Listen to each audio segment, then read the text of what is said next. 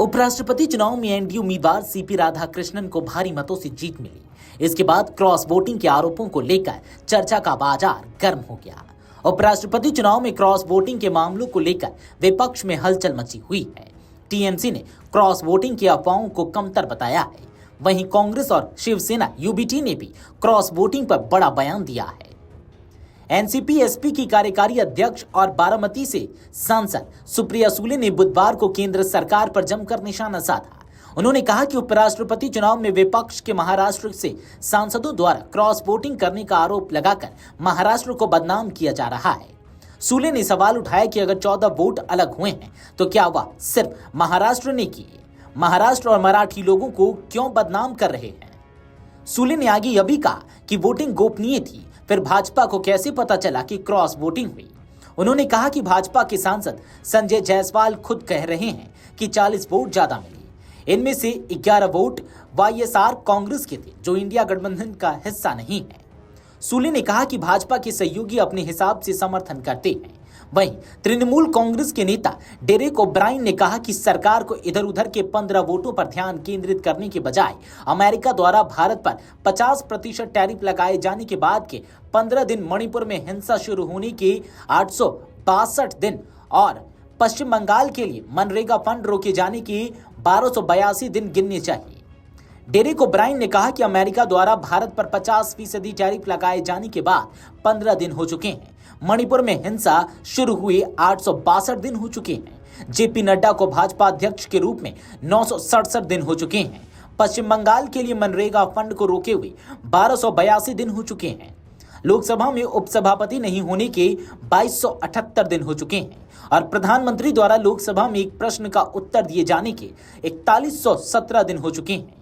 TMC नेता ने कहा कि ये महत्वपूर्ण आंकड़े हैं जिनके लिए मोदी सरकार को जवाबदेह ठहराया जाना चाहिए। 15 वोट इधर उधर होना कोई ऐसा आंकड़ा नहीं है जिस पर सबसे ज्यादा ध्यान देने की जरूरत हो। शिवसेना यूबीटी सांसद अरविंद सावंत ने भी उपराष्ट्रपति चुनाव के परिणामों पर सवाल उठाया। 15 अवैध वोटों और पिछले चुनाव की तुलना में एनडीए के उम्मीदवार के लिए समर्थन में गिरावट पर उन्होंने चिंता जताई। सावंत ने बताया कि विपक्ष का वोट शेयर 26% से बढ़कर 40% हो गया है। सीपी राधाकृष्णन वोट लाए होंगे, 15 वोट अवैध कैसे हुए? पिछली बार जगदीप धनखड़ को 528 वोट मिले थे, इस बार भाजपा को 452 वोट मिले। संख्या में कमी क्यों आई? विपक्ष को पिछली बार 26% वोट मिले थे और इस बार 40% मिले। बता दें कि ये पूरा विवाद तब शुरू हुआ जब उपराष्ट्रपति चुनाव खत्म होने पर केंद्रीय मंत्री किरेन रिजिजू ने विपक्षी इंडिया गठबंधन पर तंज कसा। उन्होंने कहा कि उपराष्ट्रपति चुनाव में एनडीए और विपक्षी गठबंधन के मित्र सांसद एकजुट रहे।